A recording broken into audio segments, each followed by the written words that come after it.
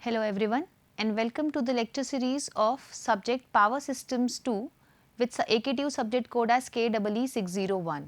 My name is Kitty Tripathi and I am faculty of Electrical Engineering Department in BBD and IIT Lucknow. And let us begin with the subject course module of this subject Power Systems 2.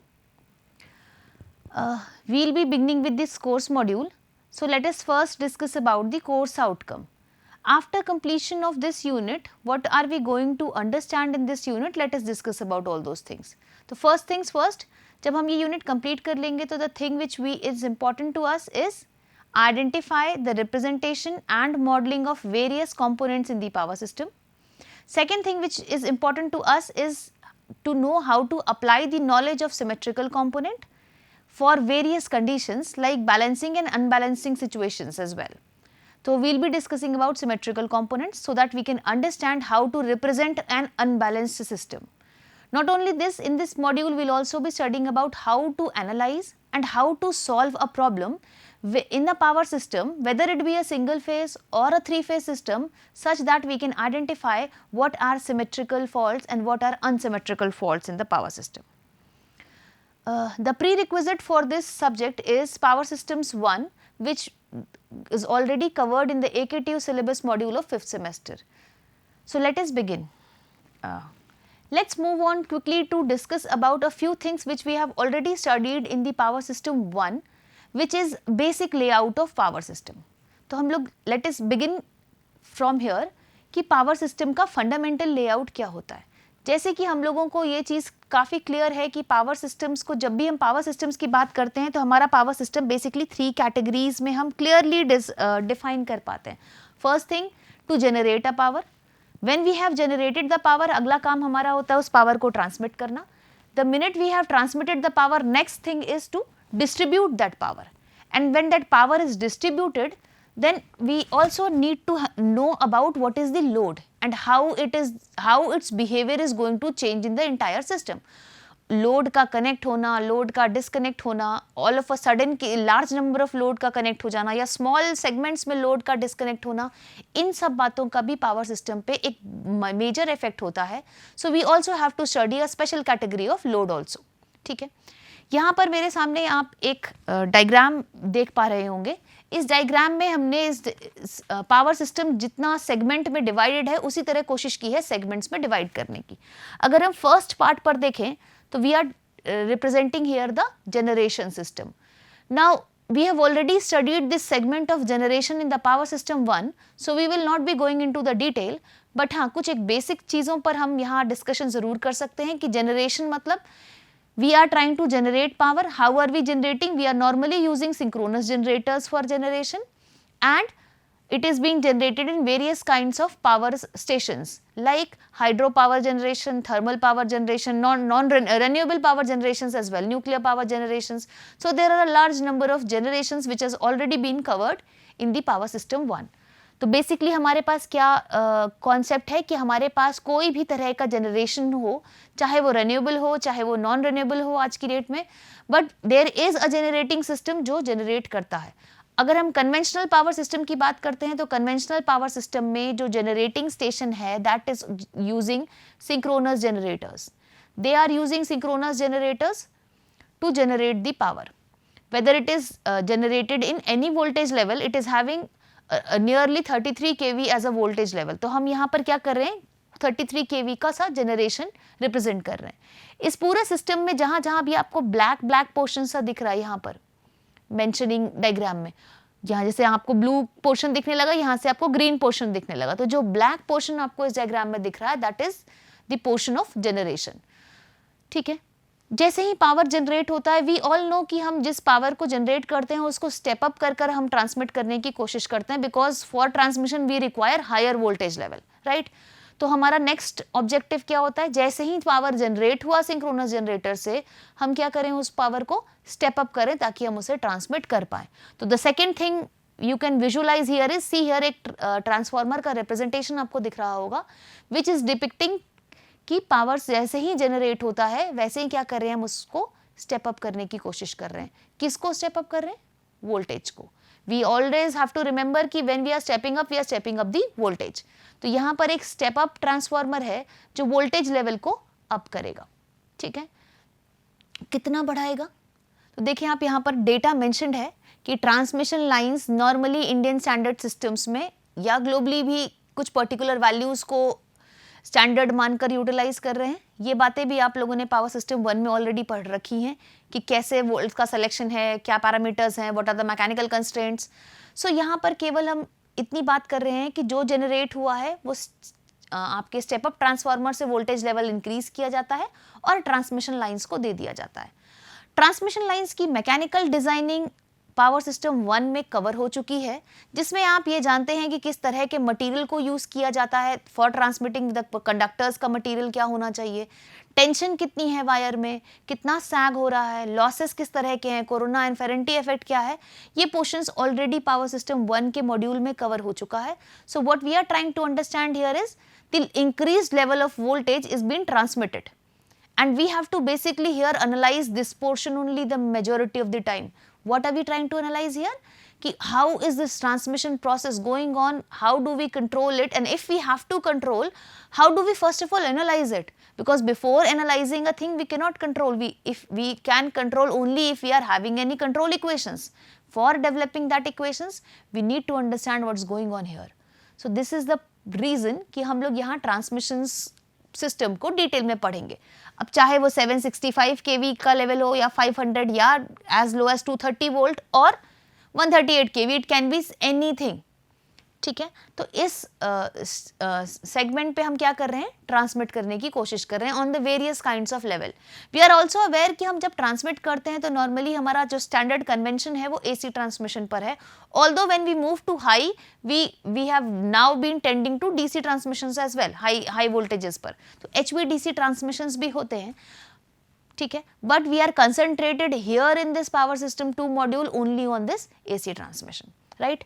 So transmission lines ने क्या किया, transmit करना शुरू किया। इसके mechanical design और mechanical architecture, mechanical layout क्या होना चाहिए, ये ऑलरेडी कवर्ड है। अब what next, the power is being transmitted. Once we have transmitted it to a particular distance, what is the next thing which we have to keep in mind, to distribute it to the various users.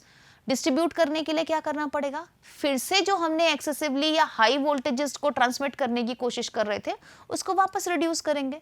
So what are we doing here, see ये अब ये green वाला जो portion दिख रहा है ये distribution side का कहानी आ गया। What are we doing, transmission से जिस वोल्टेज लेवल पर हमें ट्रांसमिशन हो रहा है हम क्या कर रहे हैं, एक स्टेप डाउन ट्रांसफार्मर यूज कर रहे हैं उस वोल्टेज लेवल को रिड्यूस करने के लिए, ठीक है। क्यों, क्योंकि हमें वेरियस काइंड्स ऑफ लोड को ये डिस्ट्रीब्यूट करना है। तो for distributing we are not conventionally using these high values of voltages for utilization either in residential sector or in commercial sector. So what are we trying to do, we will reduce this voltage. Even in industrial segment we only use 11 kV or 33 kV and we are transmitting on a very high voltage level. So what we are going to do is we have to reduce this voltage level to a lower value again. इसका मतलब है फिर से एक step down transformer का use होगा। तो यहाँ पर हम लोगों ने क्या किया, एक स्टेप डाउन ट्रांसफार्मर को यूज किया है। अब उसके बाद हम इसको वेरियस टाइप्स ऑफ कस्टमर्स को डिस्ट्रीब्यूट करते हैं। एंड अगर आप कन्वेंशनल पावर सिस्टम्स की बात करें तो हम कन्वेंशनल पावर सिस्टम्स में हम क्या मान के चल रहे होते हैं, हमारे पास कितने तरह के कस्टमर्स हैं। हम ब्रॉडली कैटेगराइज करते हैं अपने कस्टमर्स को 3 कैटेगरीज में। First category is called as sub transmission customers, which is again a big voltage level as compared to the other two and it is generally going to a higher segment. Second is called as primary customers. Primary customers की भी voltage range की specification mentioned है जो सब transmission customers के below है लेकिन secondary customers से ज़्यादा है। और secondary customers are those customers जो इन सब में से सबसे lowest voltage level को utilize कर रहा है around 240 वोल्ट्स और 120 वोल्ट। सो ये एक जनरल पावर सिस्टम का लेआउट है, ठीक है। नेक्स्ट हमारे पास ऑप्शन आता है कि पावर सिस्टम का लेआउट बना है, it is okay, what do we do. अगर हमें कुछ एनालाइज करना हो कि किस इंस्टेंट पर किस particular node of entire system में कौन सा वैल्यू ऑफ वोल्टेज है उस नोड पर, नोड वोल्टेज क्या है, उस पर्टिकुलर जगह को कितना करंट विड्रॉ कर रहा है, पावर क्या है, एक्टिव पावर क्या है, रिएक्टिव पावर क्या है. If we want to know all these values, हमें ये सारी वैल्यूज जाननी है तो हम क्या करें, what do we do? So what we have to basically do here is we have to analyze that thing. अब प्रॉब्लम हमारे साथ आती है जब एनालाइज करने की कोशिश करना शुरू करते हैं. प्रीवियस डायग्राम्स में हमने क्या देखा? प्रीवियस डायग्राम में हमने देखा कि एक लार्ज इंटरकनेक्शन बना हुआ है. अब उस लार्ज इंटरकनेक्शन को जब हम अंडरस्टैंड करने चलते हैं या एक्सप्लेन करने चलते हैं किसी भी तरह से कुछ वैल्यू डिटरमाइन करने के लिए, तो हमारे पास एक मेजर इशू आता है. What is that issue? The issue is जितने भी कंपोनेंट्स हम यहाँ डिस्प्ले पर हैं पावर सिस्टम के वन लाइन आपके जो डायग्राम था उसमें क्या क्या इश्यूज हैं. फर्स्ट ऑफ ऑल तो इंटरकनेक्शंस बहुत कॉम्प्लिकेटेड है. तो एनालाइज करने के लिए फर्स्ट ऑफ ऑल हमें ये रियलाइज करना बहुत डिफिकल्ट हो जाता है कि कहाँ से क्या कनेक्शन है, कनेक्शन किस फॉर्मेट में है, ग्राउंडिंग मिली है किसी इक्विपमेंट को या नहीं मिली है, मिली है तो किस तरह की ग्राउंडिंग मिली है. तो विथ रेस्पेक्ट टू दैट हम लोग क्या करते हैं, इस लेआउट डायग्राम को यूज ना कर इससे हम एक फर्दर डायग्रामेटिक रिप्रेजेंटेशन करते हैं जिसको हम लोग कह रहे हैं सिंगल लाइन डायग्राम या फिर वन लाइन डायग्राम. ये SLD और OLD it is also called as one line diagram. Now what are we trying to do here? हम वन लाइन डायग्राम या सिंगल लाइन डायग्राम से करने की कोशिश क्या करना चाह रहे हैं? तो हम लोग यहाँ पर फर्स्ट ऑफ ऑल अगेन हम डायग्रामेटिक रिप्रेजेंटेशन पर जा रहे हैं. क्यों डायग्रामेटिक रिप्रेजेंटेशन पर जा रहे हैं? क्योंकि the system which is interconnected is huge and it is very complex. So to visualize it, it is much easier to first of all visualize this through a diagrammatic representation. Visualization आसान करने के लिए केवल हम लोगों ने उस interconnections को डायग्राम के फॉर्म में रिप्रेजेंट करने की कोशिश की. लेकिन अगर हम डायग्राम बनाते हैं तो there are few things जिसको हमें ध्यान में रखना होता है, जिसको हम फाइनली कहेंगे कि ये सिंगल लाइन डायग्राम किसी सिस्टम का है. क्यों? क्योंकि हम सिंगल लाइन डायग्राम या वन लाइन डायग्राम से करना क्या चाह रहे हैं, तो हमारा ऑब्जेक्टिव है कि हमें कुछ पर्टिकुलर काइंड ऑफ इंफॉर्मेशन इस डायग्राम से मिल सके. Why do we need that information? To do some analysis. Why are we going to do some analysis? We require certain values at various points और various nodes of that entire interconnection, and that is the basic reason कि हम लोग उसको understand करने के लिए first of all एक diagrammatic form में लेकर आते हैं. और वो डायग्रामेटिक फॉर्म ऐसा होना चाहिए जहां से उस डायग्राम को एक बार में विजुअलाइज करते ही हमें बहुत सारी इंफॉर्मेशंस मिल सके. क्या इंफॉर्मेशंस हमें यहाँ से मिलती हैं? इंफॉर्मेशन नंबर 1, हमें यहाँ पर कितने भी इक्विपमेंट्स हैं और कौन कौन से इक्विपमेंट्स हैं उनका कनेक्शन मिलता है कि कौन से इक्विपमेंट्स लगे हुए हैं. How do we do that? तो we use their respective symbols for representation. For example, see here where we have written 1. एक circle का annotation किसके लिए होता है? Rotating machines के लिए.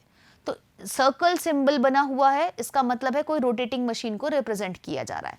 Similarly, see here 2 winding transformer का representation है. 2 winding transformer है. इसको भी हमने क्या किया? Symbolic form में represent करने की कोशिश की है.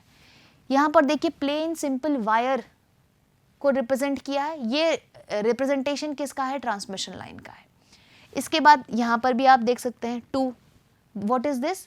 This is again a diagrammatic representation या ऑफ अ सिंबल. किसका सिंबल? रोटेटिंग मशीन का. Again see here only we have mentioning some arrows and writing load here. तो ये लोड के भी डायग्राम्स का रिप्रेजेंटेशन है. अब आप जगह जगह पर यहाँ पर एक रेक्टेंगुलर बॉक्स देख रहे होंगे. This rectangular box, this rectangular box. What are these? These are protective equipments. They are called as circuit breakers, which we will be discussing in the last module of this subject. But as of now, हमें क्या देखा कि अगर हम किसी भी interconnection को one line diagram या सिंगल लाइन डायग्राम में रिप्रेजेंट करते हैं तो देयर आर फ्यू फैक्टर्स जो हमें पता होना चाहिए. Point number 1, it is going to show various equipments by which is represented by their symbols. तो हमें सारे इक्विपमेंट्स या सारा इंटरकनेक्शन में जो भी कुछ लगा हुआ है उसको सिंबल्स के फॉर्मेट में हम यहाँ इंटरकनेक्शन दिखाते हैं. दूसरा, कौन डिवाइस किस दूसरे डिवाइस से कनेक्टेड है, किसका कनेक्शन किसके साथ अटैच्ड है, ये किस सीक्वेंस में अरेंज्ड है, ये दिखता है. मतलब अरेंजमेंट ऑफ इंटरकनेक्शन दूसरा प्राइमरी फैक्टर है जो हमारे पास हमें इंफॉर्मेशन इस डायग्राम को देखते ही मिल जाती है। अरेंजमेंट ऑफ इंटरकनेक्शंस, किसका interconnections? All equipments end devices, सारे इक्विपमेंट्स एंड डिवाइसेस का इंटरकनेक्शन हमें क्या शो कर रहा है? One line diagram. ठीक है, और क्या इंफॉर्मेशन हमें यहां से मिल रही है? यहां से हमें यह भी देखकर समझ में आ रहा है कि जो भी हमारी डिवाइस यहां मेंशन्ड है वो किस तरह की ऐसी डिवाइस है, meaning whether it is a single phase device or it is a three phase device, all those things are represented here. So see here, see this thing. What is this showing? This is showing कि हमारा grounding का condition क्या है। तो हमारे पास जहां power systems में जितने भी इक्विपमेंट लगे हुए हैं उनकी ना तो सिर्फ हम इंटरकनेक्शंस देख रहे हैं, हम उनकी ग्राउंडिंग का सिचुएशन भी देख रहे हैं। Whether it is and what is exactly grounding, we have already discussed in the module, some of the modules in the power system 1, so we will not going into the depth of what is grounding, but we are aware कि चाहे वो neutral grounding हो, चाहे वो reactance grounding हो, resistance grounding हो, device equipment जितने भी हैं जिस भी तरह की ग्राउंडिंग होल्ड कर रहे हैं, what are we going here, showing here? See, the grounding conditions are shown always, whether it is grounded, whether it is ungrounded, it is grounded with respect to resistance, so it is a resistance grounding, or it is a reactance grounding, or it is solidly grounded. तो जो भी grounding का situation है वो information भी हमें यहाँ one line diagram में रिप्रेजेंटेटेड मिलती है। So this is also one of the features of one line diagram. So as we can see here कि if we are using a transformer तो we are only telling about the primary and secondary both grounding conditions, कि primary grounded है या नहीं, secondary grounded है नहीं, primary में जो इंटरकनेक्शन है वो स्टार टाइप का है या डेल्टा टाइप का है। ठीक है, और कोई भी ग्राउंडेड है तो किसी इंपिडेंस के थ्रू ग्राउंड हुआ है या सॉलिडली ग्राउंड हुआ है, that all information is to be displayed here. ठीक है, ये रहा थर्ड इंफॉर्मेशन जो हमें वन लाइन डायग्राम से मिलता है। What is the fourth representation? Fourth representation is information about the ratings of the devices, कि जो भी डिवाइस बने हैं उनकी रेटिंग्स की जानकारी हमें मिले, जो भी इक्विपमेंट्स लगे हैं वो किस रेटेड वैल्यू पर वर्क करते हैं, उनकी रेटेड वैल्यू क्या है वो मेंशन्ड हमें मिलती है, यानी सबकी रेटिंग्स हमें स्पेसिफाई करनी होती है। किस फॉर्मेट में करनी होती है, that is a question which will be discussing just a few lectures after this lecture.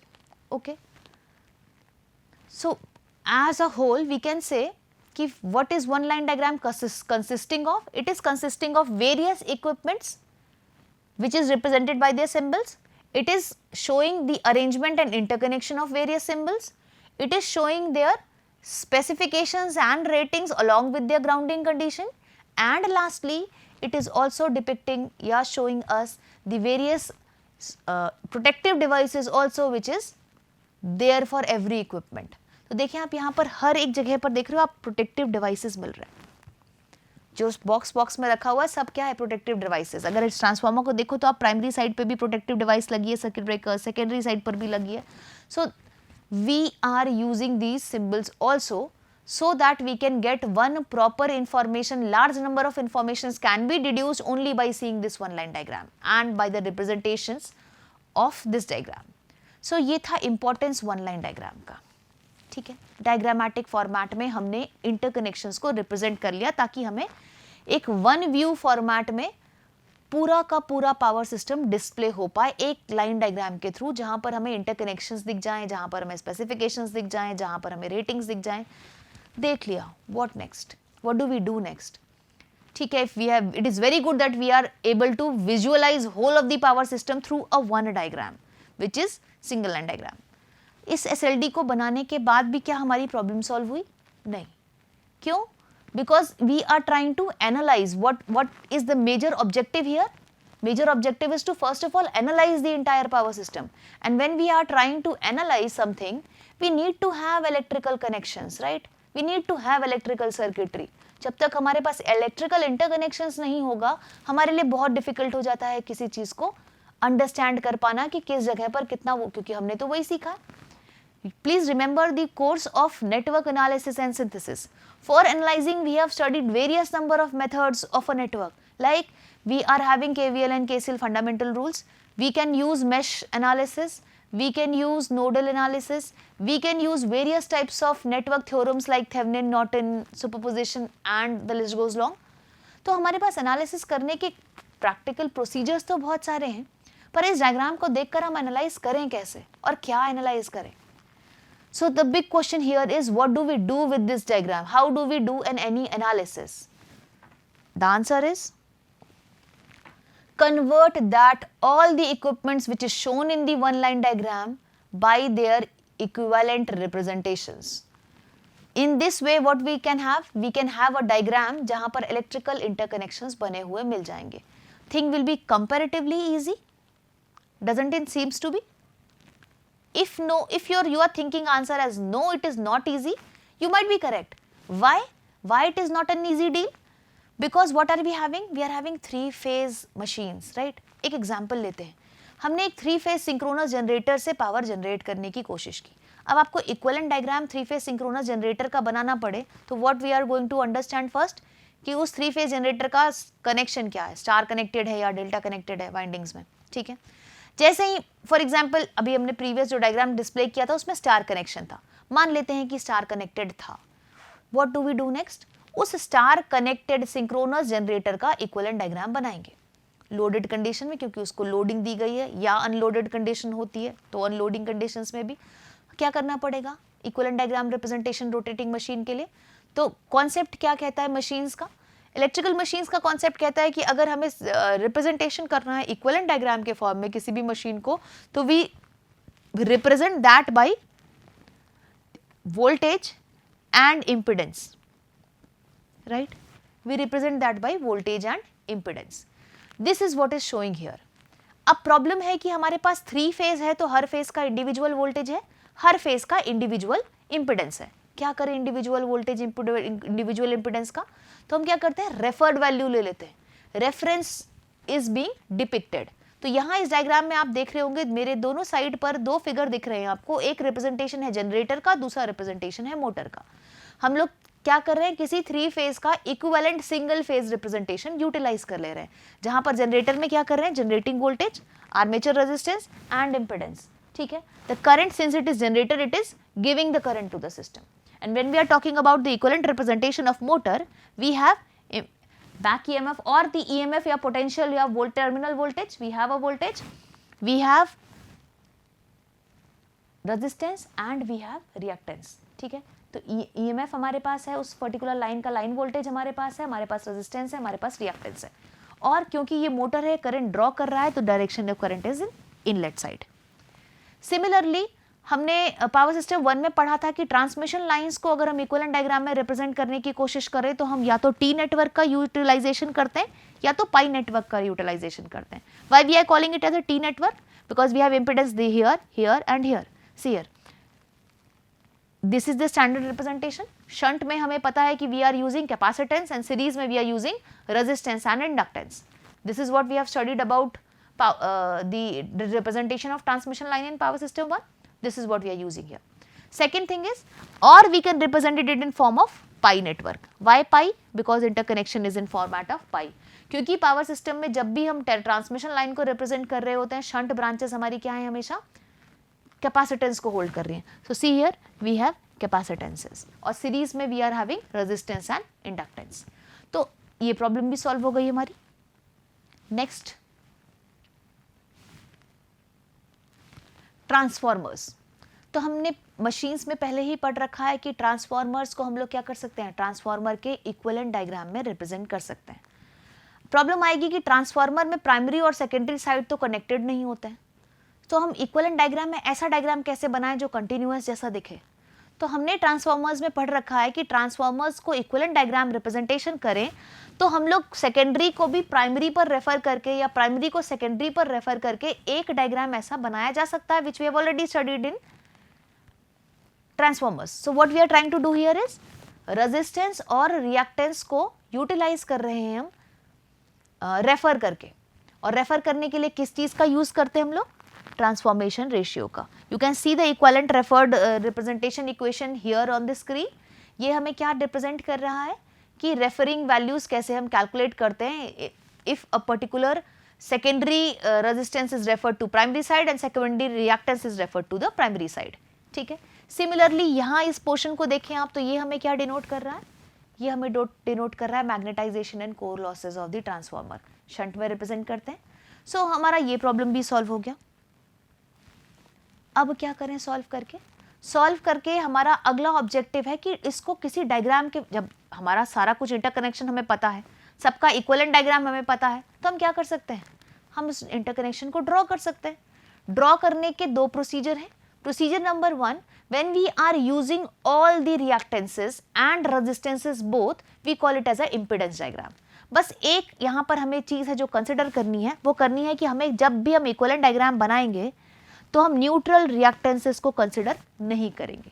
दूसरा चीज़, जब भी हम ये डायग्राम बनाएंगे हम शंट ब्रांचेस के इक्विवेलेंट रिप्रेजेंटेशन को, ट्रांसफार्मर में जो दिखाया था ना लॉसेस, उसको भी डिनोट नहीं करेंगे. ये दो अप्रोक्सीमेशन है. इन दो अप्रोक्सीमेशन को यूटिलाइज कर हम एक डायग्राम बना सकते हैं जहां इंपेडेंसेस मेंशन होंगे. तो हमने कह दिया इंपेडेंस डायग्राम.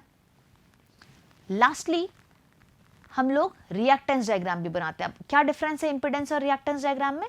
रिएक्टेंस डायग्राम में हम लोगों ने क्या किया है, केवल रिएक्टेंस यूज किया है, मतलब रेजिस्टेंसेस को नेग्लेक्ट कर देंगे. ना सिर्फ रेजिस्टेंसेस को नेग्लेक्ट किया गया है, सारे स्टैटिक लोड्स को भी नेग्लेक्ट किया जाता है. अपार्ट फ्रॉम इट, जितना नेग्लेक्शन हमने अप्रोक्सीमेशन लेने के लिए इंपेडेंस डायग्राम में किया था, वही सेम हम यहाँ भी करेंगे. मतलब न्यूट्रल रिएक्टेंसेस को इग्नोर करेंगे, ट्रांसफार्मर के शंट ब्रांचेस को भी नेग्लेक्ट करेंगे, और ट्रांसमिशन लाइंस के कैपेसिटेंसेस, जो पाई नेटवर्क में कैपेसिटेंस दिख रहा था या टी में जो शंट में कैपेसिटेंस दिख रहा था, उसको भी नेग्लेक्ट कर लेंगे. तो इन सारे नेग्लेक्शन के बाद अगर हम देखें तो हमारे पास एक बहुत स्मॉल सर्किटरी दिख जाएगा जिसको हम किसी भी नेटवर्क थ्योरम एनालिसिस से एनालाइज कर सकते हैं. And hence this is the process where we go through for an entire representation of a power system in a diagram. I hope things are clear to everyone. This is it with this lecture. Thank you very much.